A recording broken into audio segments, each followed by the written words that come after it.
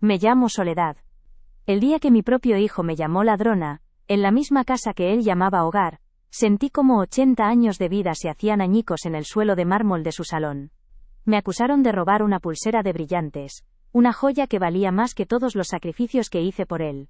Y lo peor no fueron los gritos de mi nuera, sino el silencio de mi hijo, su mirada de decepción clavándose en mí como un cuchillo helado. En ese instante dejé de ser su madre para convertirme en una vergüenza.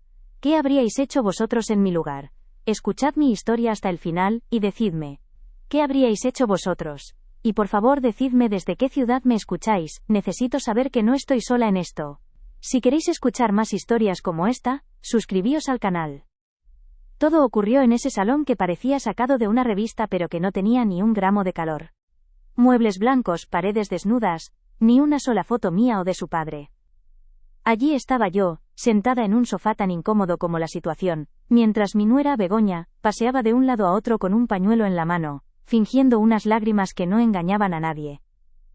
No está, Javier, te digo que no está, repetía con una voz que pretendía ser un susurro roto, pero que resonaba con una malicia perfectamente ensayada. La pulsera de la abuela, la que me regaló tu madre en la boda, ha desaparecido. Y entonces sus ojos fríos y calculadores se posaron en mí. El juicio había comenzado sin que yo supiera siquiera de qué se me acusaba. Begoña siempre fue una actriz consumada. Sabía perfectamente cómo manipular a Javier, cómo presentarse como una víctima frágil cuando en realidad era ella quien movía todos los hilos en esa casa. Soledad, tú la viste esta mañana, ¿verdad?, me preguntó, con una dulzura venenosa. La estabas mirando en mi joyero. Decías que te recordaba a una que tuvo tu madre. No era una pregunta, era una sentencia. Estaba tejiendo la red a mi alrededor, pieza por pieza, y yo, con mis manos temblorosas sobre el regazo, solo podía observar cómo me convertía en la araña atrapada. No dije nada. ¿Qué podía decir? Negarlo solo habría alimentado su teatro, habría parecido la protesta desesperada de una culpable. El silencio a veces es el único refugio que le queda a una persona honrada. Pero el verdadero dolor no venía de ella. Yo esperaba su crueldad, su desprecio velado, sus constantes recordatorios de que yo era una simple modista de pueblo que no encajaba en su mundo de apariencias. La verdadera puñalada me la dio Javier, mi hijo. Se quedó de pie junto a la chimenea de diseño, sin mirarme a los ojos. Su silencio era un grito de complicidad. Cada segundo que pasaba sin defenderme era un clavo más en mi ataúd.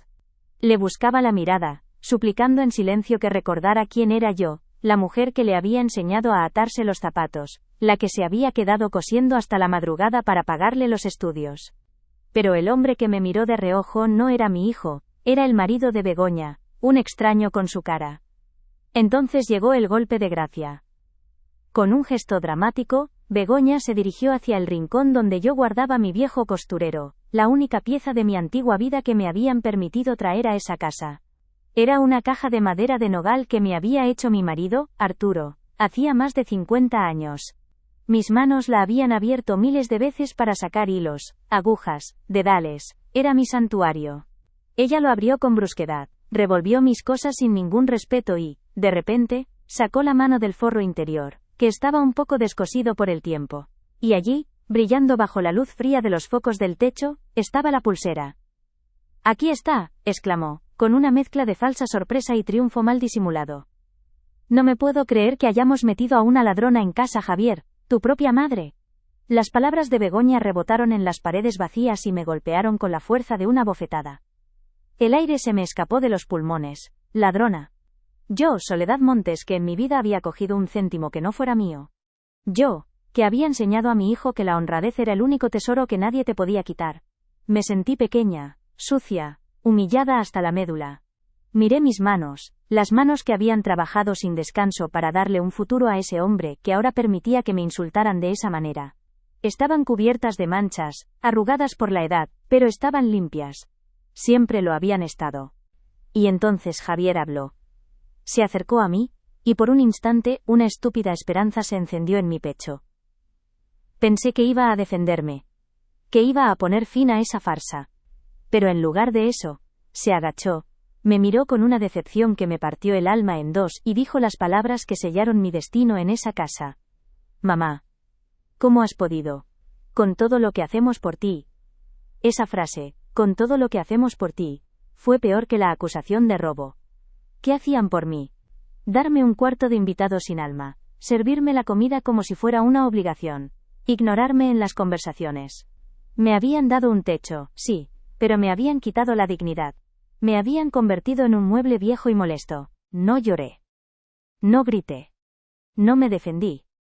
Una calma extraña, una lucidez fría como el hielo, se apoderó de mí. Entendí que cualquier palabra que dijera sería inútil. Ya me habían juzgado y condenado. Así que simplemente bajé la cabeza. Sentí una única lágrima, caliente y pesada, resbalar por mi mejilla arrugada. No era una lágrima de tristeza, ni de rabia, era una lágrima de despedida. La despedida de la madre que había sido, del hijo que creía tener, y de la familia que nunca existió. En ese silencio, mientras ellos esperaban mi confesión, yo estaba rompiendo, hilo por hilo, el último lazo que me unía a ellos. El amor, cuando se rompe de esa manera, no hace ruido, simplemente, desaparece.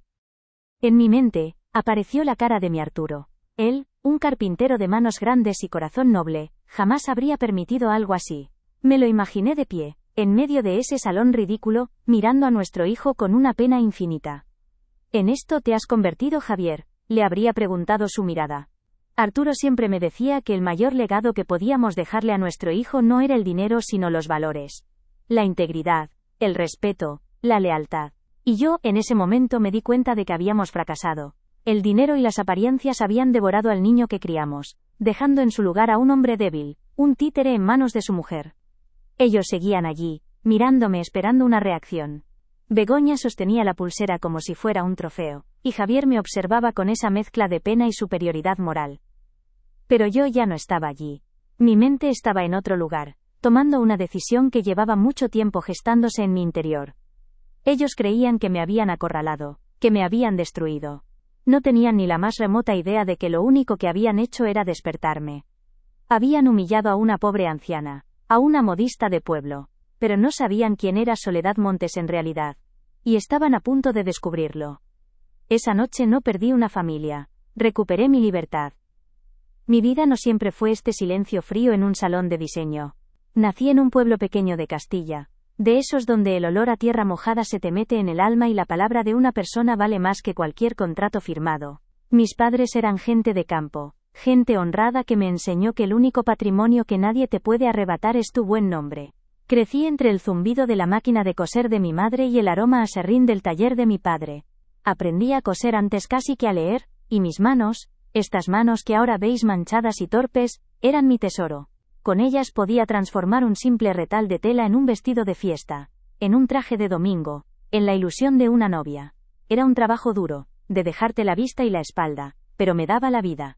Me sentía útil, independiente. Nadie me regaló nunca nada. Cada peseta que tuve la gané con el sudor de mi frente y la precisión de mis puntadas. Era una vida sencilla así, pero era una vida digna, una vida en la que una acusación como la que he sufrido era sencillamente inconcebible. Luego conocí a Arturo. Él era carpintero, como mi padre. Un hombretón con unas manos que parecían capaces de domar la madera más recia, pero que me rozaban la piel con una ternura que me desarmaba. No era un hombre de muchas palabras, pero no le hacían falta. Sus ojos, de un azul profundo como el cielo de verano, me lo decían todo. Nos casamos en la iglesia del pueblo, yo con un vestido que me hice yo misma, y él con un traje que olía a nuevo y a naftalina. Fuimos felices. Construimos nuestro hogar con nuestras propias manos, literalmente. Él hizo los muebles, yo cosí las cortinas y los cojines. Cada rincón de aquella casa contaba una historia, nuestra historia. No teníamos lujos, pero teníamos respeto, teníamos complicidad, y teníamos un amor de esos que no necesitan grandes gestos, porque se demuestra en el café que te preparan por la mañana y en la manta que te echan por encima cuando te quedas dormida en el sofá. Era un amor sólido, como la madera de roble que él tanto trabajaba. Un amor que me sostuvo siempre. Cuando Arturo se fue, hace ya 20 años, de un infarto que se lo llevó sin avisar, sentí que el suelo se abría bajo mis pies. Se me fue mi compañero, mi amigo, mi ancla. Pero me quedaba Javier, nuestro hijo. Él era el motor que me impedía derrumbarme. Por él tenía que seguir adelante. Javier siempre fue un niño bueno, listo, con unos ojos curiosos que querían comerse el mundo. Desde pequeño, Arturo y yo tuvimos claro que le daríamos lo que nosotros no tuvimos: estudios. Queríamos que tuviera un futuro, que no tuviera que dejarse las manos y la salud en un taller o en un cuarto de costura. Queríamos que volara alto, que llegara donde sus sueños le llevaran. Y ese fue nuestro único objetivo, nuestra única ambición en la vida. Ver a nuestro hijo convertido en un hombre de provecho, en una buena persona. Recuerdo las noches interminables, con la única compañía de una lamparita y el run run de la máquina de coser. Mientras Javier dormía, yo cosía. Arreglos, vestidos, encargos de última hora, cualquier cosa que trajera un dinero extra a casa. Me dolían los dedos hasta sangrar, se me nublaba la vista por el cansancio, pero pensaba en él, en sus libros, en su futuro, y el dolor se convertía en fuerza. Me saltaba comidas para que a él nunca le faltara de nada en la mesa. Remendaba mi propia ropa una y mil veces para poder comprarle a él los zapatos de marca que le pedían en el colegio para que no se sintiera menos que los demás. Nadie vio nunca esos sacrificios. Los hice en silencio como hacen las madres, con un amor que no pide nada a cambio, que solo sabe dar. Porque ver su sonrisa, ver sus buenas notas, era mi mayor recompensa. Cuando llegó la hora de la universidad, el esfuerzo se multiplicó. Una carrera en la capital era un lujo que apenas podíamos permitirnos, pero no dudamos ni un segundo. Arturo hacía horas extra en el taller, y yo aceptaba más encargos de los que humanamente podía abarcar. Recuerdo un cumpleaños suyo, el 19º. Estaba en plena época de exámenes y no podía venir al pueblo. Le envié un paquete con un jersey que le había tejido y un poco de dinero que había ido guardando céntimo a céntimo en una lata de galletas. Me llamó por teléfono para darme las gracias. Mamá, no tenías por qué molestarte, me dijo. Y yo le respondí. Hijo, por ti, ninguna molestia es demasiado grande. Solo prométeme que te esforzarás, y que serás un hombre de bien. Él se rió y me lo prometió. Esa promesa resonó en mi cabeza durante años, como un eco de esperanza. El último año de la carrera fue el más difícil. Los gastos se dispararon, y con Arturo ya fallecido, yo sola no llegaba. Javier me llamó un día, angustiado, diciendo que quizás tendría que dejarlo, que no podíamos pagarlo. Se me rompió el alma al oírle tan derrotado, tan cerca de la meta. No podía permitirlo. No después de tanto sacrificio. Esa noche no dormí. Di 1000 vueltas en la cama, buscando una solución. Y entonces me acordé. Me acordé de la pequeña parcela que mi padre me había dejado en herencia, a las afueras del pueblo. Un trocito de tierra con 4 olivos donde Arturo y yo siempre habíamos soñado construir una casita para nuestra vejez. Era nuestro pequeño paraíso particular, nuestro refugio para cuando las fuerzas nos fallaran. Era el último vínculo material que me quedaba con él y con nuestros sueños compartidos. A la mañana siguiente, con el corazón encogido y los ojos llenos de lágrimas que nadie vio, fui a ver al notario del pueblo. Puse la parcela a la venta. No le dije nada a nadie. Fue una decisión solitaria y dolorosa. Cuando recibí el dinero, lo ingresé directamente en la cuenta de Javier. Le llamé y le dije que había encontrado unos ahorros viejos de los que no me acordaba. Una pequeña herencia de una tía lejana. Una mentira piadosa para proteger su orgullo y para que no sintiera el peso de mi sacrificio. Él se lo creyó. Se sintió aliviado, feliz. Gracias mamá, me has salvado, me dijo. Y yo, al otro lado del teléfono, sonreí mientras una lágrima me resbalaba por la mejilla. Para eso estamos las madres, hijo, le respondí. Nunca supo la verdad, nunca supo que para construir su futuro, yo había tenido que vender mis sueños y los de su padre. Javier terminó la carrera con matrícula de honor. El día de su graduación fue uno de los más felices de mi vida. Le vi allí, con su toga y su birrete, y sentí un orgullo tan grande que no me cabía en el pecho. Todo el esfuerzo, todas las noches en vela, todas las penurias, todo había merecido la pena. Pensé en Arturo, en lo orgulloso que estaría de su hijo. Creí de verdad que sí, que habíamos cumplido nuestro objetivo. Le habíamos dado las herramientas para ser un hombre de éxito. Pero, sobre todo, creíamos haberle inculcado los valores de la honradez, el trabajo y el agradecimiento. Qué equivocada estaba. El éxito, para él, significaba algo muy distinto a lo que yo había imaginado. Poco después, conoció a Begoña. La primera vez que la trajo a casa, al pueblo, sentí un escalofrío. No era una mala mujer, o al menos eso intenté decirme a mí misma. Pero había algo en su mirada. Una ambición fría, un cálculo constante. Miraba nuestra humilde casa con una mezcla de curiosidad y desdén, como un antropólogo estudiando una tribu exótica. Le hablaba a mi hijo de un mundo que yo no conocía, Un mundo de apariencias, de contactos, de marcas caras y de cenas en restaurantes de lujo. Y vi cómo Javier, poco a poco, empezaba a contagiarse de ese veneno. Empezó a avergonzarse de sus orígenes, a corregir mi forma de hablar, a pedirme que no contara anécdotas del pueblo delante de sus nuevos amigos. El hijo que yo había criado se estaba convirtiendo en un extraño. El abandono fue lento, gradual, como una enfermedad silenciosa que va minando el cuerpo. Primero fueron las visitas al pueblo, que se espaciaron cada vez más. Luego, las llamadas, que se volvieron más cortas y superficiales. Cuando nacieron mis nietos, apenas me dejaban verlos. Están muy cansados, mamá. Es que tienen muchas actividades extraescolares. La abuela es muy mayor para sus juegos. Eran excusas, siempre excusas, para mantenerme al margen, para que mi sencillez no contaminara el mundo perfecto que Begoña estaba construyendo para su familia. Yo era una pieza que no encajaba en su puzzle de estatus y apariencias. Una reliquia del pasado que era mejor mantener guardada en un trastero. Cuando mi salud empezó a flaquear y ya no podía vivir sola, tomaron la decisión de llevarme con ellos. No lo hicieron por amor, ni por preocupación. Lo hicieron por el qué dirán. ¿Cómo iban a dejar a la pobre madre viuda sola en el pueblo? Así que me trasladaron a su chalet, a esa casa que parecía un museo, fría y sin vida. Me asignaron el cuarto de invitados, una habitación impersonal con muebles que daban miedo tocar. Me convirtieron en un fantasma que deambulaba por los pasillos. En las cenas, si es que me dejaban cenar con ellos, las conversaciones sobre la bolsa, los viajes exóticos y los problemas de la empresa fluían a mi alrededor como si yo fuera invisible. A veces, a Begoña se le olvidaba ponerme un cubierto. Pequeñas humillaciones diarias que me recordaban constantemente cuál era mi lugar, el de un estorbo. Y así, poco a poco me fueron robando la dignidad. Me quitaron mi casa, mis vecinas, mis rutinas, mis recuerdos. Me quitaron el derecho a sentirme útil, a tener una opinión, a ser parte de la familia. Me convirtieron en una carga, en una obligación. Y lo peor de todo era ver la complicidad de Javier en todo aquello. Su silencio era más doloroso que los desprecios de Begoña. Le veía evitar mi mirada, asentir a todo lo que decía su mujer, participar en esa farsa de familia perfecta mientras su madre se consumía de pena en un rincón. ¿Dónde estaba el niño que me prometió que siempre me cuidaría? ¿En qué momento se había perdido por el camino?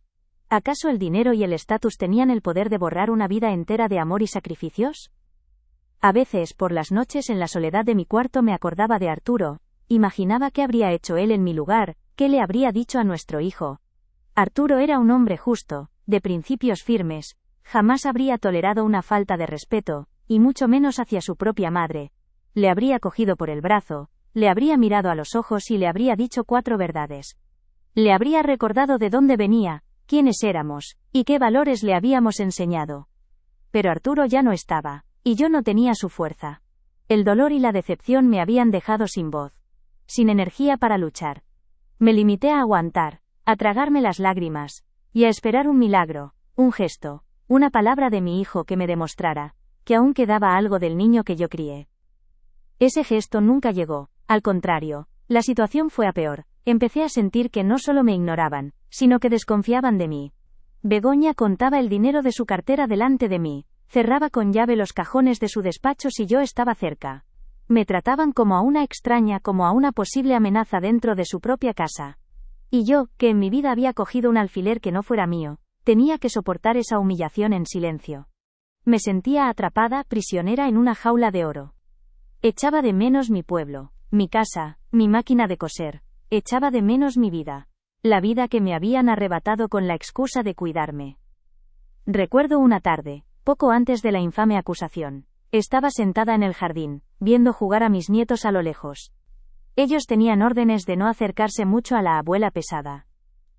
De repente, el más pequeño tropezó y se cayó. Empezó a llorar. Instintivamente, me levanté para ir a consolarle, como he hecho toda mi vida con los niños. Pero Begoña salió corriendo de la casa y se me adelantó. Lo cogió en brazos y me lanzó una mirada asesina, como si yo fuera la culpable de su caída. Te he dicho 1000 veces que no los molestes, me espetó. Me quedé paralizada, con los brazos extendidos en el aire. Solo quería darle un beso en la rodilla raspada a mi nieto, y me trataron como si fuera a hacerle daño. Ese día comprendí que para ellos, yo ya no era una abuela, ni una madre. Era un problema. Y entonces llegó el día de la pulsera. La culminación de años de desprecios y humillaciones. Cuando Begoña me acusó, con esa voz de actriz de teatro, y Javier me miró con esa decepción ensayada, todo mi pasado se agolpó en mi mente. Vi pasar mi vida entera como en una película, las noches cosiendo, la venta de la parcela de mis sueños, las promesas de mi hijo, el rostro de mi Arturo. Todos esos sacrificios, todo ese amor incondicional, se habían reducido a eso, a una anciana patética y temblorosa, acusada de ladrona por su propia familia en un salón de lujo. La injusticia era tan grande, tan abrumadora, que me dejó sin aire. No sentí rabia en ese momento. Ni siquiera tristeza. Lo que sentí fue una extraña y helada claridad. Como si, de repente, se hubiera levantado una niebla que me había impedido ver la realidad durante años. Comprendí que había estado intentando regar una planta muerta. Había estado esperando amor de quien ya no sabía darlo, respeto de quien no lo conocía, y lealtad de quien la había vendido por un puñado de comodidades. El hijo al que yo había dedicado mi vida ya no existía. En su lugar, había un hombre débil, un títere manejado por la ambición de su mujer, un extraño que había olvidado el valor de un sacrificio y el precio de una lágrima de su madre.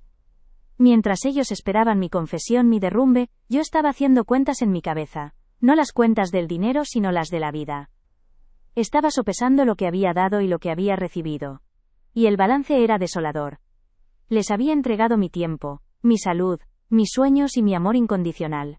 A cambio, había recibido indiferencia, desprecio, y como colofón, una humillación pública y cruel. En ese instante, supe que se había acabado. Ya no había nada que salvar, nada por lo que luchar. El lazo que me unía a ellos, ese hilo invisible pero fuerte que es el amor de una madre, se había roto para siempre. Y no había puntada en el mundo capaz de remendarlo. Miré mis manos, posadas sobre mi regazo, las mismas manos que habían cosido el primer pañal de mi hijo. Las mismas manos que le habían acunado en sus noches de fiebre. Las mismas manos que habían trabajado sin descanso para pagarle una carrera. Ahora, esas manos eran, según ellos, las manos de una ladrona. Arturo siempre me decía que las manos de una persona cuentan su historia. Y la historia de mis manos era una historia de trabajo, de sacrificio y de honestidad. Y por él, por mi Arturo y por la mujer que yo había sido toda mi vida, no iba a permitir que nadie manchara esa historia. No con una mentira tan vil. La lágrima que se deslizó por mi mejilla no fue de debilidad, fue de liberación. Fue el punto y final a un capítulo de mi vida. El capítulo de la madre abnegada y silenciosa había terminado. Ellos creían que me habían vencido, que me habían puesto de rodillas. No se daban cuenta de que, en realidad, me habían hecho el mayor favor de mi vida. Me habían quitado la venda de los ojos, me habían obligado a despertar. En ese salón frío y sin alma, mientras mi hijo y mi nuera me juzgaban, yo estaba renaciendo.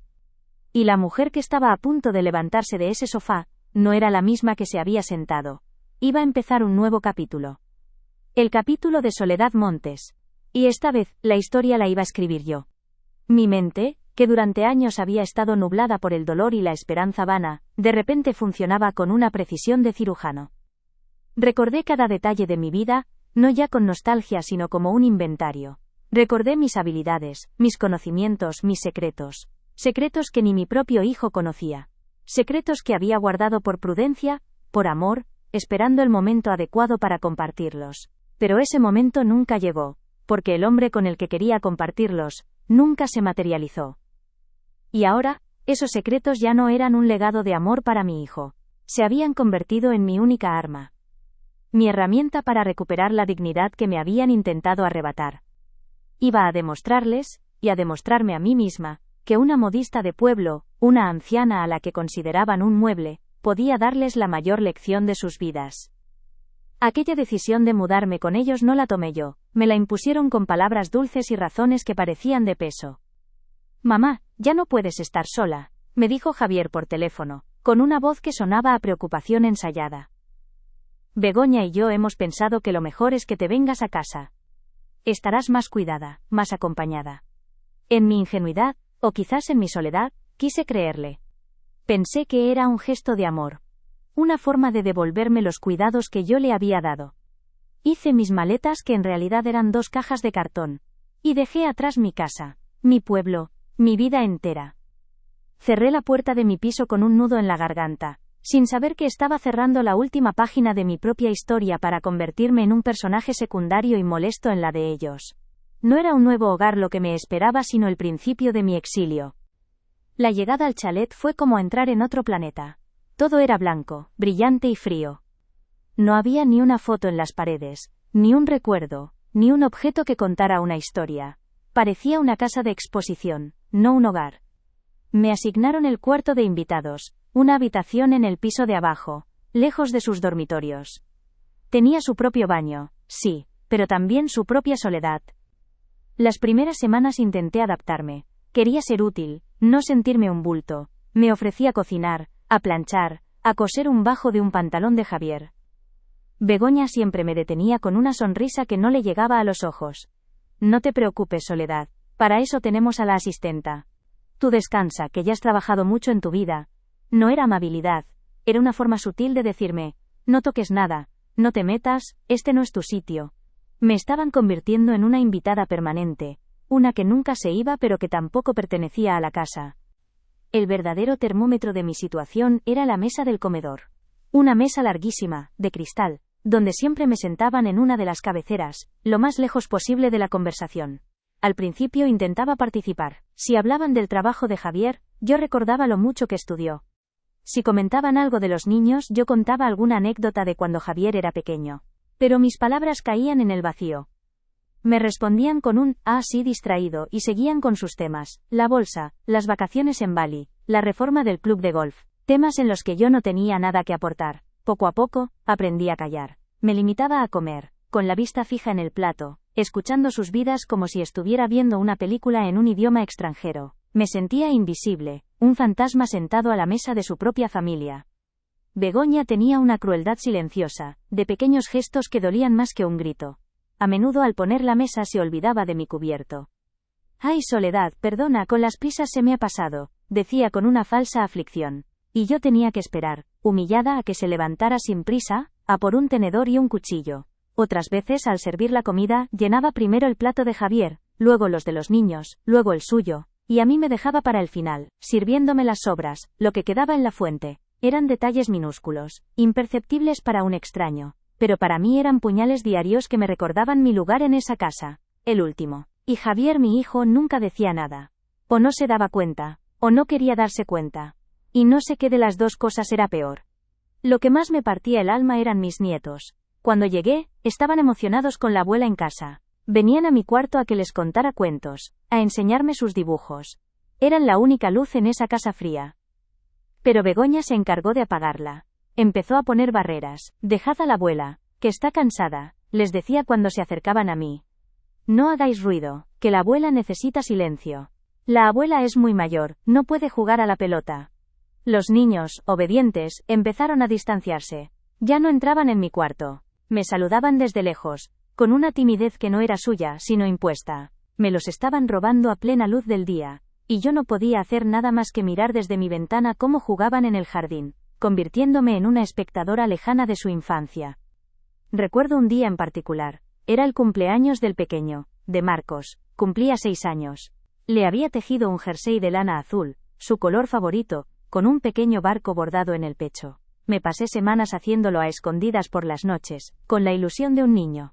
Cuando se lo di, sus ojitos brillaron. Se lo probó y le quedaba perfecto. Estaba feliz. Pero Begoña apareció en ese momento. Miró el jersey con una mueca de desprecio y dijo: «Ay, cariño, qué detalle de la abuela. Pero esa lana pica, te va a dar alergia. Mejor te pones el que te hemos comprado nosotros». Le quitó mi jersey y le puso uno de marca, con un logo enorme. Vi la desilusión en la cara de mi nieto y la sonrisa de triunfo en la de ella. Mi regalo, hecho con todo el amor del mundo, acabó en el fondo de un cajón. Ese día comprendí que cualquier cosa que viniera de mí era considerada de segunda clase, una molestia, algo de lo que avergonzarse. Mis propios cumpleaños se convirtieron en una farsa. El primer año en su casa, se olvidaron. Pasé todo el día esperando una felicitación que nunca llegó. Por la noche, cuando ya me iba a la cama, Javier pareció acordarse de repente. «Anda, mamá, felicidades, mañana te compramos algo». Al día siguiente, me dieron un fular carísimo que yo jamás me pondría. Ni siquiera se habían molestado en pensar qué me podría gustar. Era un regalo para cumplir, para acallar su conciencia. Los años siguientes la celebración se limitó a una tarta comprada en el supermercado y un feliz cumpleaños cantado sin ganas. Yo sonreía, daba las gracias y me retiraba a mi cuarto a llorar en silencio. Prefería que se olvidaran a tener que soportar esa caridad humillante.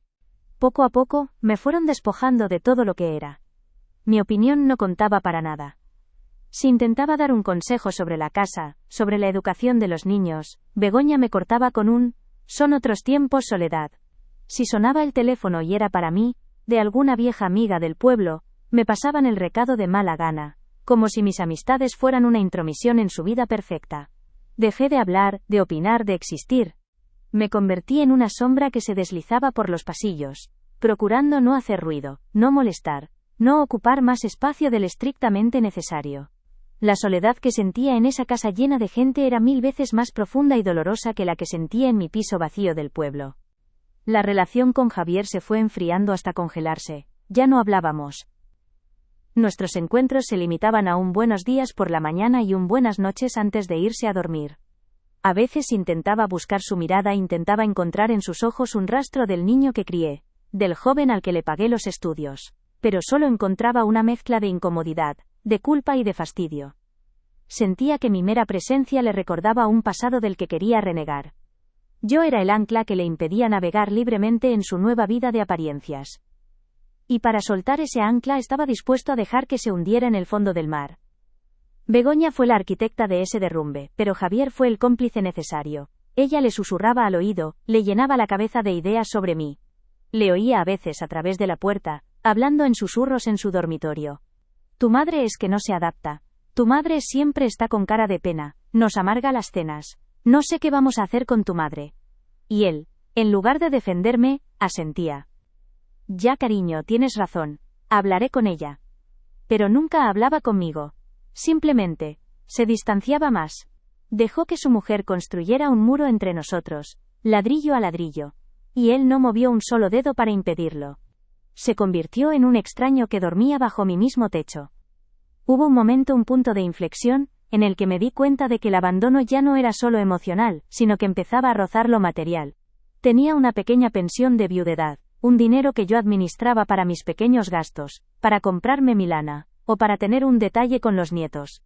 Un día, Begoña me dijo que, para facilitarme las cosas, sería mejor que la pensión se ingresara en su cuenta, y que ella me daría el dinero que necesitara. Así no tienes que preocuparte de ir al banco, Soledad. Me negué, con la poca firmeza que me quedaba. Fue la primera vez que le vi una mirada de auténtico odio. Comprendí que no solo me veían como una carga, sino también como un recurso. Mi pequeña pensión era un pellizco que ellos querían controlar. Desde ese día, la atmósfera se volvió irrespirable. La indiferencia se transformó en una hostilidad velada. Empezaron a cuestionar mis gastos. Si me compraba una revista, Begoña comentaba en voz alta el precio. Si le daba 5 euros a mi nieto para un helado, me miraba con desaprobación. Me sentía vigilada, fiscalizada. Empezaron a hablar de dinero delante de mí, de sus problemas económicos, de lo cara que era la vida. Eran indirectas, dardos envenenados para hacerme sentir culpable por el plato de comida que me ponían en la mesa. Querían que me sintiera en deuda, que entendiera que mi presencia en esa casa no era un derecho sino un favor que me estaban haciendo. Y un favor muy caro. Recuerdo una tarde de domingo. Estaban todos en el salón viendo una película. Yo estaba en mi cuarto como de costumbre para no molestar. De repente, oí un golpe fuerte y el llanto de mi nieta pequeña. Salí corriendo. Se había caído una estantería llena de libros y le había pillado una pierna. La niña gritaba de dolor y de miedo. Javier y Begoña estaban paralizados, sin saber cómo reaccionar. Yo, con la fuerza que no sabía que tenía, me abrí paso. Levanté la estantería lo justo para que la niña pudiera sacar la pierna y la tomé en brazos. La calmé, le susurré palabras tranquilas mientras Javier llamaba a una ambulancia. En ese momento, por un instante, volví a ser la madre, la abuela, el pilar de la familia. Pero esa sensación duró poco. En el hospital, mientras esperábamos noticias, Begoña no me dirigió la palabra. Solo me lanzaba miradas de resentimiento. Cuando el médico salió y dijo que solo era un esguince, que no había nada roto, el alivio se mezcló con su veneno. Al volver a casa, en lugar de darme las gracias, me atacó. «Todo esto es por tu culpa», me espetó. «¿Por mi culpa? ¿Pero qué dices?», acerté a balbucear. «Sí, por tu culpa. Esa estantería la montó Javier el otro día. Seguro que la tocaste, que la moviste. Siempre estás husmeando donde no te llaman. Me quedé de piedra. No solo no reconocía que había ayudado a su hija, sino que me culpaba del accidente. Era una locura, una acusación delirante. Javier, que lo había oído todo, no dijo nada. Se limitó a bajar la cabeza y a decir: Begoña, ahora no es el momento. No la desmintió, no me defendió. Su silencio fue una puñalada. En ese momento comprendí que ya no había marcha atrás. Habían cruzado una línea. Ya no era solo un estorbo o una carga. Me había convertido en la cabeza de turco, en la culpable de todo lo malo que pasaba en esa casa. Era una estrategia perversa para justificar su propio comportamiento, para limpiar su conciencia. Si yo era la mala, ellos podían seguir sintiéndose buenas personas. A partir de ese día, la desconfianza se hizo palpable. Begoña empezó a cerrar con llave la puerta de su dormitorio. Si me veía cerca de su bolso, lo cogía y lo apartaba. Me trataban abiertamente como a una extraña, como a una intrusa potencialmente peligrosa. El ambiente era tan tenso que a veces me faltaba el aire. Comía sola en la cocina para no tener que soportar sus miradas acusadoras en el comedor. Pasaba días enteros sin salir de mi cuarto, leyendo libros viejos y remendando mi propia ropa, como una prisionera en su celda. Mi único contacto con el mundo exterior eran las llamadas a escondidas a mi amiga del pueblo, a la que le contaba solo la mitad de la verdad para no preocuparla. Empecé a sentirme físicamente mal. El estrés, la tristeza, la humillación constante. Todo eso me estaba pasando factura. Perdí el apetito, adelgacé mucho. Por las noches, me despertaba con el corazón acelerado, con una sensación de angustia que no me dejaba volver a dormir. Iba al médico y me decía que era la edad, que eran cosas de viejos. Pero yo sabía que no era la edad. Era la pena. La pena te consume por dentro, te roba las fuerzas, te apaga la luz. Y yo me estaba apagando, lentamente, en esa casa donde se suponía que debían cuidarme. Un día, oí a Javier y a Begoña discutir en la cocina. Hablaban de mí. No podemos seguir así, Javier, decía ella. Tu madre nos está costando una fortuna en médicos y medicinas, y con la situación de la empresa no nos lo podemos permitir. La empresa de Javier, una consultora que había montado con mucho esfuerzo, no iba bien. Nunca me lo había dicho directamente, pero yo notaba su preocupación, sus llamadas hasta tarde, su mal humor. Y ahora, Begoña estaba usando esos problemas para ponérselo en mi contra. Estaba insinuando que mi salud era una carga económica insostenible. La respuesta de Javier me heló la sangre. No la paró en seco, no le dijo que yo era su madre y que su salud era lo primero. Lo que dijo fue: lo sé, Begoña, lo sé. Tengo que buscar una solución. ¿Una solución? ¿Qué clase de solución? Meterme en una residencia, deshacerse de mí como si fuera un mueble viejo y roto. El miedo se apoderó de mí. El miedo a acabar mis días en un lugar desconocido, sola, abandonada por mi propio hijo. El hijo por el que yo había vendido mis sueños en forma de parcela de tierra. La ironía era tan cruel que dolía físicamente. Esa conversación fue la antesala de la acusación final. Necesitaban una excusa, una razón de peso para justificar ante el mundo, y ante ellos mismos, la decisión de echarme de sus vidas. No podían decir simplemente: mi madre es un estorbo y no la queremos. Eso sonaba demasiado cruel. Pero si la madre era una ladrona, una persona senil y de poca confianza que robaba en su propia casa, entonces la cosa cambiaba.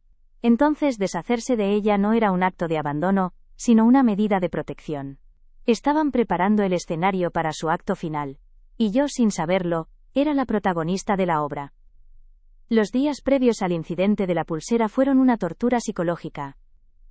Begoña dejaba cosas de valor a la vista, como si me estuviera tentando, como si estuviera esperando que cometiera un error. Un anillo en la mesita del salón, un fajo de billetes en el mueble de la entrada. Yo pasaba por su lado sin mirar, con el corazón en un puño, sabiendo que era una trampa. Me sentía como un ratón en un laberinto diseñado por un científico loco. Cada movimiento que hacía era observado, analizado, juzgado. La presunción de inocencia no existía para mí en esa casa. Era culpable hasta que se demostrara lo contrario, y ellos se encargarían de que nunca pudiera demostrarlo. El día de la acusación, cuando Begoña empezó su teatro, yo ya estaba agotada. Había luchado en silencio durante demasiado tiempo. Había aguantado desprecios, humillaciones y sospechas. Pero aquello era diferente. Aquello no era un pequeño corte, era una herida mortal. La palabra ladrona no solo manchaba mi nombre, manchaba mi vida entera. Echaba por tierra los valores que mis padres me habían enseñado, los principios con los que había educado a mi hijo. Era el insulto definitivo, la negación de todo lo que yo era y había sido. Y ver a Javier allí, de pie, sin defenderme, fue la confirmación de todo. Su silencio gritaba más que las acusaciones de su mujer. En su mirada no vi duda, vi certeza. Él también lo creía. O, lo que es peor, había decidido creerlo porque le convenía. Porque era más fácil pensar que su madre era una ladrona que aceptar que él era un mal hijo. En ese preciso instante, todo el amor que sentía por él se transformó en una pena inmensa y fría. No sentí rabia, sentí lástima. Lástima por el hombre en el que se había convertido. Lástima por el niño que se había perdido por el camino. El abandono no fue un solo acto, sino un largo y lento proceso de demolición. Me fueron quitando piezas poco a poco, primero el respeto, luego el cariño, después la confianza, y finalmente la dignidad. Construyeron mi jaula con barrotes de indiferencia y la cerraron con el candado de una acusación falsa. Creían que me habían encerrado para siempre. No sabían que al hacerlo, me habían dado la llave para escapar, porque cuando ya no tienes nada que perder, te vuelves increíblemente libre. Y yo, en ese momento, ya no tenía absolutamente nada que perder. Me di cuenta de que había pasado años esperando un gesto que nunca llegaría. Esperando que mi hijo recordara quién era yo, que Begoña viera más allá de sus prejuicios. Había estado esperando un milagro. Y ese día comprendí que los milagros no existen. Que hay personas que simplemente no son capaces de amar de verdad, de valorar un sacrificio, de sentir gratitud. Personas que solo saben coger, exigir, y cuando ya no les sirves, tirar. Y mi hijo y su mujer eran de esa clase de personas. Aceptar eso fue doloroso, pero también liberador. La imagen de mi Arturo volvió a mi mente con una claridad abrumadora. Recordé sus manos, grandes y callosas pero siempre tiernas conmigo. Recordé su risa, franca y sonora. Recordé su sentido de la justicia. Él nunca habría permitido esto, jamás. Y sentí que le debía a su memoria, y a mí misma, no rendirme. No dejar que ellos escribieran el final de mi historia. Tenía que recuperar el control, tenía que demostrarles que Soledad Montes, la modista de pueblo, la vieja que consideraban un estorbo, todavía tenía una última lección que dar.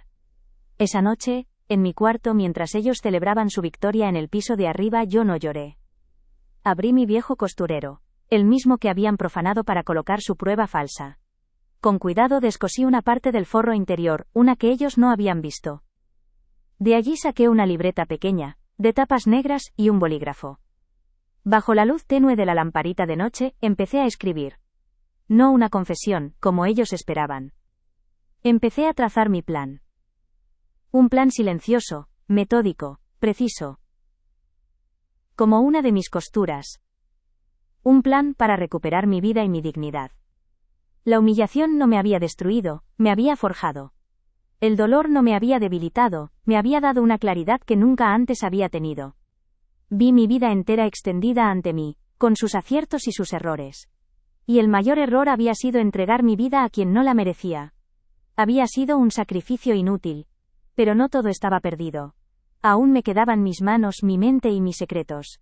Y con esas tres cosas, iba a construir un futuro en el que nadie, nunca más, volvería a llamarme ladrona.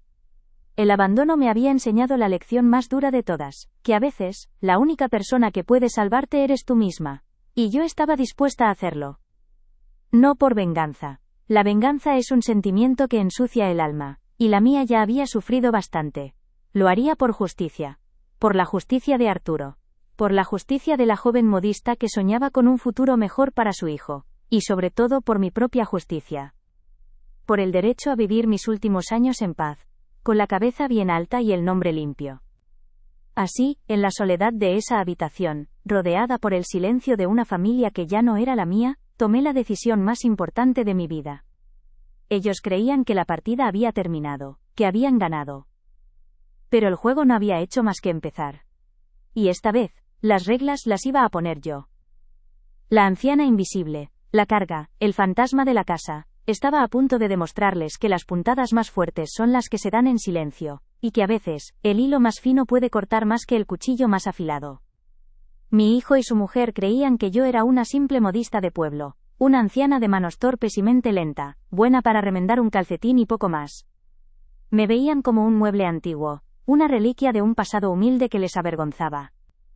Pensaban que mi mundo se limitaba a las 4 paredes de mi cuarto de costura, al olor a naftalina, y a los recuerdos de un tiempo que ya no existía. Creyeron que al traerme a su casa, me habían hecho un favor, que me habían rescatado de mi propia insignificancia. Jamás, ni en sus sueños más ambiciosos, pudieron imaginar la verdad. Jamás sospecharon que la mujer a la que llamaban ladrona, era infinitamente más rica y poderosa que ellos. Y que su humillación no había hecho más que despertar a un gigante dormido. Mi vida pública, a la que todos conocían, era la de Soledad Montes, la costurera. Pero en la intimidad, para un círculo muy selecto y discreto, yo era otra persona. Yo era SM. 2 iniciales bordadas con hilo de seda en la etiqueta de los trajes de novia más exclusivos del país. Durante más de 40 años, llevé una doble vida. De día, arreglaba bajos y cosía cremalleras para las vecinas del pueblo. De noche, bajo la luz de un flexo y con un secretismo absoluto, diseñaba y confeccionaba a mano vestidos de alta costura para la élite de este país. Novias de familias de industriales, de políticos, de artistas. Todas querían un SM, sin saber que detrás de esas iniciales, se escondía una modista de un pueblo perdido de Castilla. Todo empezó casi por casualidad, con un vestido que le hice a la hija del alcalde para su boda. Fue tan espectacular, tan perfecto, que la voz se corrió. Una amiga de la novia de una familia adinerada de Madrid, me contactó. Y luego otra, y otra. Comprendí que tenía un don, pero también comprendí que mi origen humilde sería un obstáculo. Así que creé a SM. La anonimidad era mi escudo. Me permitía cobrar lo que mi trabajo realmente valía, sin que nadie me regateara el precio por ser la del pueblo. El dinero que ganaba era impensable para una mujer de mi condición.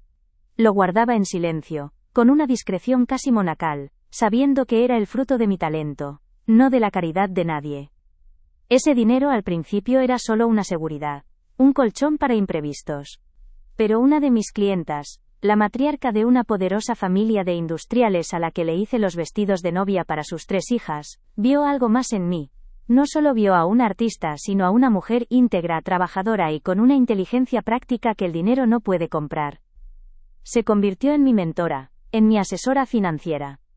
Me abrió los ojos a un mundo que yo desconocía por completo, el de las inversiones. Soledad, me dijo un día, tu talento está en tus manos, pero tu futuro está en tu cabeza. No dejes que este dinero se duerma en el banco. Hazlo trabajar para ti, como tú has trabajado para él. Y le hice caso. Con su guía, empecé a invertir, pequeñas cantidades al principio, en cosas seguras. Luego, a medida que mi confianza y mis ganancias crecían, en negocios más audaces. Compré acciones de empresas tecnológicas cuando nadie en España sabía lo que era Internet. Invertí en pequeños locales comerciales en ciudades que empezaban a crecer. Todo en silencio, a través de ella y de un gestor de máxima confianza. Nadie, ni siquiera Arturo, supo al principio la verdadera magnitud de lo que estaba construyendo. Para él, yo seguía siendo su Sole, la modista que ganaba un dinerillo extra con sus encargos especiales. No quería que el dinero nos cambiara, que alterara la sencillez de nuestra vida. Cuando Arturo enfermó del corazón, decidí contárselo todo. Una tarde, en el patio de nuestra casa, le enseñé las carpetas, los extractos bancarios, los títulos de propiedad. Se quedó pálido, sin palabras. No podía creerlo. Pero cuando vio la cifra final, no se alegró. Vi miedo en sus ojos. Miedo por nuestro hijo. ¿Y qué vamos a hacer con todo esto, Sole?, me preguntó. Javier es un buen chico, pero es débil. Si sabe que tiene todo esto esperándole, no moverá un dedo en su vida. Se convertirá en un vago, en un consentido. El dinero fácil es un veneno. Y en ese momento, hicimos un pacto, un juramento sagrado. El pacto era sencillo. Javier nunca sabría nada. Le daríamos la mejor educación, le apoyaríamos en todo, pero tendría que labrarse su propio futuro con el sudor de su frente, como habíamos hecho nosotros. Nuestra fortuna sería su red de seguridad, sí, pero una red invisible. Solo se la entregaríamos cuando demostrara ser un hombre de bien. Un hombre trabajador, honrado, leal. Un hombre como su padre. El día que veas en sus ojos el reflejo del hombre que hemos querido criar, me dijo Arturo antes de morir. Ese día, dale todo. Será la mejor herencia. Pero si no, Sole, si no, protege nuestro legado. Protege lo que hemos construido con tanto esfuerzo. Y yo se lo prometí. Esa promesa ha guiado mis pasos durante los últimos 20 años. He observado a mi hijo desde la distancia, esperando ver esa señal, ese atisbo del hombre que Arturo y yo soñamos. He visto cómo se licenciaba, cómo montaba su empresa, cómo se casaba. Y he visto, con el corazón roto, cómo se alejaba cada vez más de nuestros valores. Cómo la ambición de Begoña le devoraba, cómo el afán de aparentar le convertía en un hombre superficial y desagradecido. He visto cómo se avergonzaba de mí, de sus raíces. Y he guardado silencio, aferrada a la promesa que le hice a mi marido. Esperando un milagro que nunca llegó. Mientras ellos me veían como una carga, como una boca que alimentar, mi patrimonio seguía creciendo en silencio. Lo que empezó como unos ahorros se convirtió, con los años y las buenas inversiones, en una pequeña fortuna. Una cartera de acciones diversificada, varios inmuebles alquilados en zonas céntricas y liquidez en cuentas a plazo fijo. Un patrimonio que a día de hoy, después de todas las crisis y vaivenes del mercado, roza los 3 millones de euros. 3 millones. Una cifra que Begoña no podría ni escribir sin que le temblara el pulso. La mujer a la que despreciaba por llevar un abrigo remendado, podía comprar y vender su mundo entero sin despeinarse. Ellos se quejaban constantemente de dinero. De la hipoteca del chalet, de las letras del coche, de los colegios carísimos de los niños. Javier llegaba a casa estresado, hablando de los problemas de su empresa, de la dificultad para pagar las nóminas, del alquiler de la oficina que no paraba de subir. Yo le escuchaba en silencio desde mi rincón, con una mezcla de pena y de una ironía amarga que me quemaba por dentro. Pena por verle sufrir, sí, pero una ironía cruel, porque él no sabía, no podía ni imaginar, que la dueña del edificio donde estaba su oficina, esa propietaria anónima a la que suplicaba una rebaja en el alquiler a través de sus abogados, era yo, su madre. La vieja senil que no se enteraba de nada. Sí. El edificio entero era mío.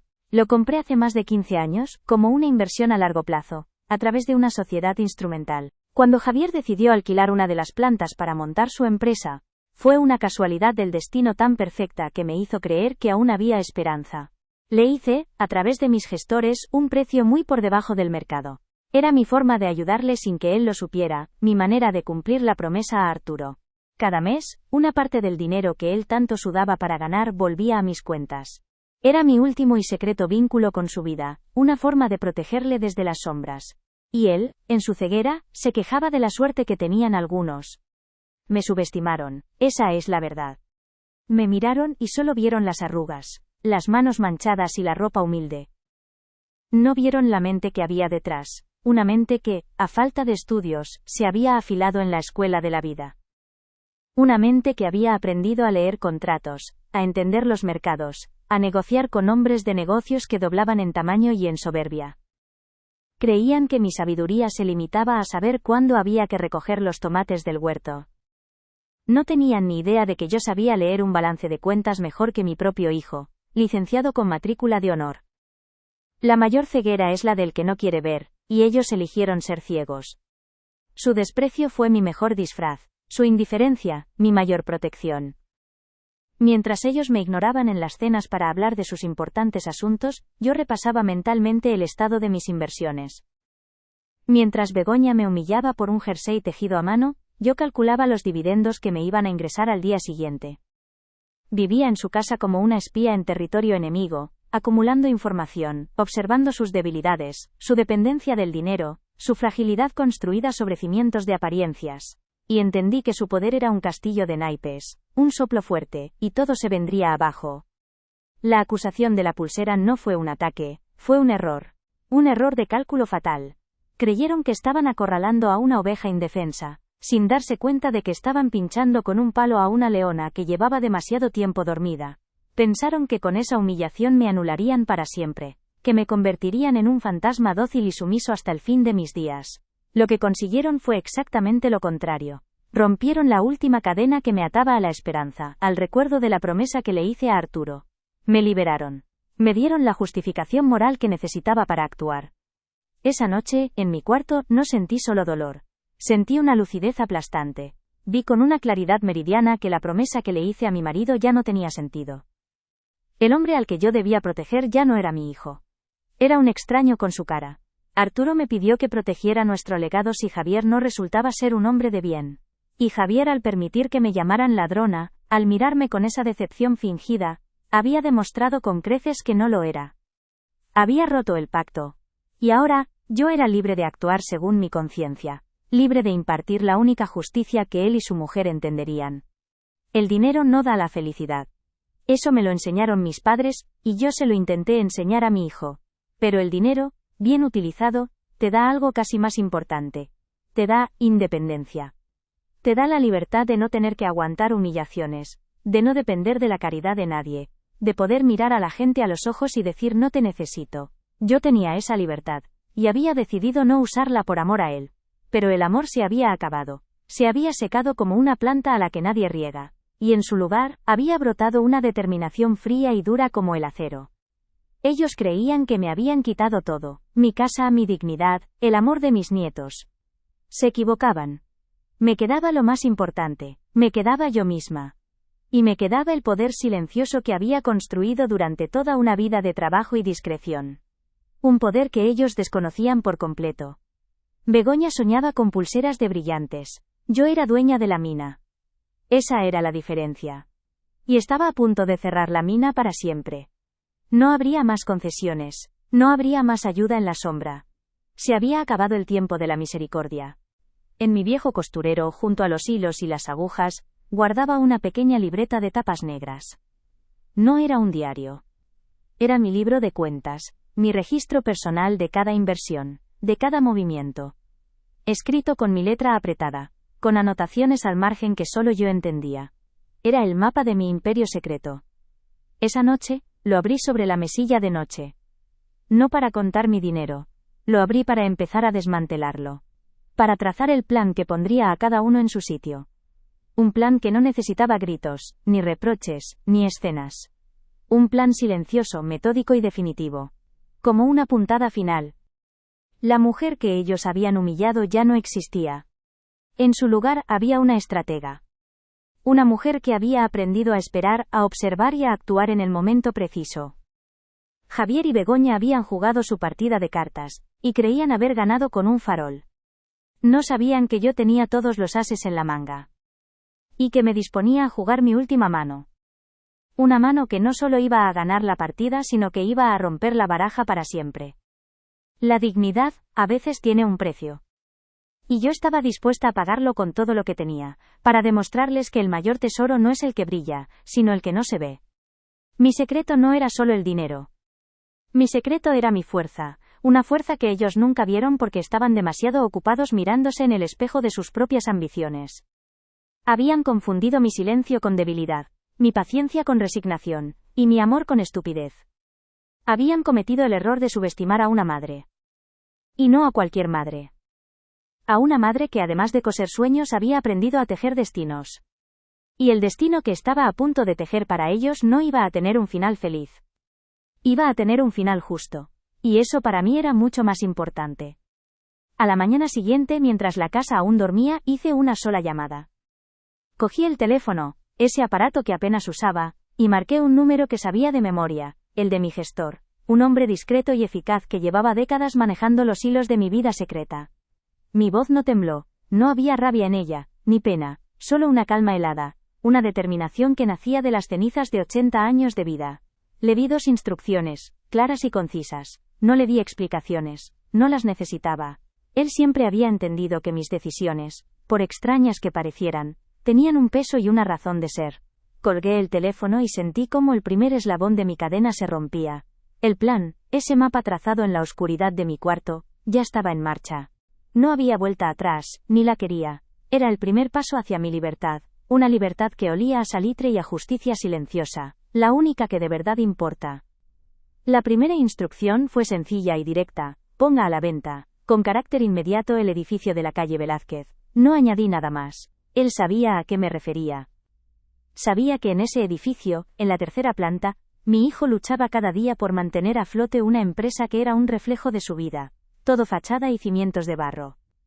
Yo le había facilitado un alquiler irrisorio durante años, una ayuda invisible que él nunca supo agradecer porque nunca la conoció. Ahora, esa ayuda se terminaba. Sabía que el edificio, por su ubicación privilegiada, sería adquirido por un fondo de inversión de esos que no tienen alma, solo hojas de cálculo. Y sabía que la primera medida de los nuevos dueños sería actualizar las rentas a precio de mercado, un precio que Javier jamás podría pagar. No era una venganza, no. Era simplemente retirar el andamio que sostenía su castillo de naipes. Era dejar que la gravedad de sus propias decisiones hiciera su trabajo. La segunda instrucción fue la que de verdad importaba, la que daba sentido a todo. Liquide la totalidad de mi cartera de inversiones. Véndalo todo. Y con el capital resultante constituya la Fundación Arturo Montes para la Dignidad de los Mayores, Tumía. Mientras pronunciaba el nombre de mi marido sentí por primera vez en mucho tiempo una punzada de calor en el pecho. Arturo. Él habría entendido esto. Él, que siempre decía que el dinero solo sirve si ayuda a levantar al que se ha caído. Todo el fruto de mi trabajo, de mis noches en vela, de mi talento secreto, no iba a terminar en manos de quienes me habían humillado. No iba a pagar sus vacaciones en Bali, ni sus coches de lujo. Iba a convertirse en un refugio para otros como yo. En abogados para ancianos a los que intentan estafar. En hogares para quienes son expulsados de sus casas. En una mano amiga para los que solo reciben indiferencia. Mi dinero, ganado con honradez, serviría para restaurar la honradez. El último paso lo di esa misma tarde, en la notaría de un pueblo cercano donde nadie me conocía. Modifiqué mi testamento. Fue un acto rápido, casi quirúrgico. Con la misma precisión con la que cortaba un patrón de seda, extirpé de mi última voluntad los nombres de Javier y de sus hijos. Cada céntimo, cada propiedad, cada acción que pudiera quedar a mi nombre, iría a parar íntegramente a la fundación. El notario, un hombre joven de mirada seria, me preguntó si estaba segura. Le miré a los ojos y asentí. Completamente segura, le dije. Hay herencias que no se miden en dinero sino en valores. Y hay quienes demuestran no ser dignos de ninguna de las dos. Al firmar aquel papel, no sentí ni una pizca de remordimiento. Sentí paz. Estaba protegiendo el legado de Arturo. Estaba protegiendo mi propia historia. Volví a esa casa fría al anochecer. Ellos no estaban. Seguramente estarían celebrando en algún restaurante caro su victoria sobre la vieja ladrona. Fue mejor así. No quería despedidas, ni escenas, ni una última mirada de desprecio. Fui a mi cuarto y cogí la pequeña maleta de cartón con la que había llegado. Dentro metí lo imprescindible, un par de mudas, mi viejo costurero con mis herramientas de trabajo y la libreta de tapas negras que contenía el mapa de mi vida secreta. No me llevé nada de esa casa, nada que me recordara el tiempo que pasé allí. Dejé la puerta de mi cuarto abierta, no había nada que esconder. Salí por la puerta principal sin hacer ruido, cerrándola suavemente detrás de mí. Mientras caminaba por la calle de esa urbanización sin alma, bajo la luz anaranjada de las farolas, no miré atrás. Por primera vez en años, caminaba erguida, sin el peso de la humillación sobre mis hombros, era libre. No volví a mi pueblo. Mis recuerdos allí estaban demasiado ligados a un hijo que ya no existía. Cogí un tren hacia el sur, hacia la costa. Alquilé un pequeño apartamento con vistas al mar, un lugar sencillo, luminoso, donde el único ruido era el de las olas y las gaviotas. Me compré una máquina de coser nueva y empecé a aceptar pequeños encargos para las vecinas, no por necesidad, sino por placer. Por sentir el tacto de la tela entre mis dedos, por mantenerme útil.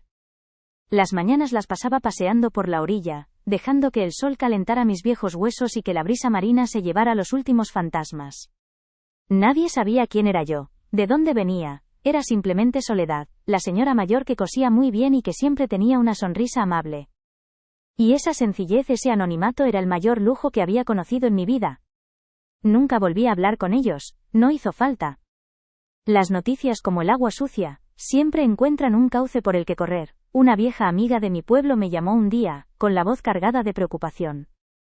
Me contó que la empresa de Javier había quebrado, que los nuevos dueños del edificio le habían triplicado el alquiler y no había podido hacerle frente.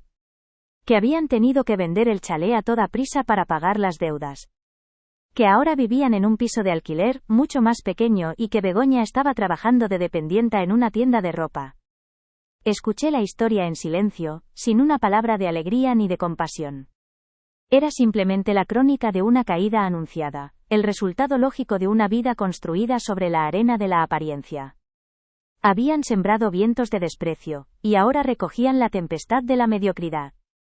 Mientras su mundo se desmoronaba, el mío florecía de una manera que nunca había imaginado. La Fundación Arturo Montes empezó a dar sus primeros pasos. Mi gestor me mantenía informada de todo. El primer caso que asumimos fue el de un anciano al que su hijo intentaba incapacitar para quedarse con su pensión. Le proporcionamos el mejor abogado y ganamos el juicio. Leí la carta de agradecimiento de aquel hombre, con su letra temblorosa, y las lágrimas que me cayeron sobre el papel no eran de tristeza, sino de una emoción profunda y sanadora. Mi sufrimiento no había sido en vano, se había transformado en la salvación de otro. Cada vida que tocábamos, cada injusticia que reparábamos, era una puntada más en el tejido de mi nueva existencia, un tejido hecho de dignidad, de respeto y de un propósito renovado. A menudo sentada en mi balcón mirando el mar, pienso en la promesa que le hice a Arturo. Le prometí proteger nuestro legado. Durante años, creí que eso significaba proteger el dinero para nuestro hijo. Qué equivocada estaba. El verdadero legado de Arturo no estaba en una cuenta bancaria. Estaba en sus manos de carpintero, en su honradez a prueba de bombas, en su creencia de que una vida de trabajo bien hecho era el mayor de los tesoros. Al desheredar a mi hijo, no estaba traicionando a Arturo, estaba cumpliendo mi promesa de la única manera posible. Estaba asegurándome de que los frutos de nuestro esfuerzo sirvieran para defender los valores en los que creíamos, en lugar de para alimentar la vanidad de quien los había olvidado por completo. Ya no soy SM, la diseñadora secreta, ya no soy la madre humillada, soy Soledad Montes. Una mujer de 81 años que aprendió, a la fuerza, que la familia no siempre es la que te toca en suerte sino la que te respeta. Mis manos, esas que un día fueron acusadas de robar, ahora están ocupadas tejiendo jerseys para los niños de un orfanato cercano, y firmando los cheques que permiten a otros ancianos vivir sus últimos años en paz. No hay rabia en mi corazón, solo una inmensa serenidad. Ellos me quitaron un hijo, pero me devolvieron a mí misma. Y al final del camino, he descubierto que ese es el único tesoro que nadie, nunca, te puede arrebatar. Mi nombre está limpio, mi conciencia tranquila y mi legado, el verdadero, está a salvo. Y eso, creedme, vale más que todas las pulseras de brillantes del mundo.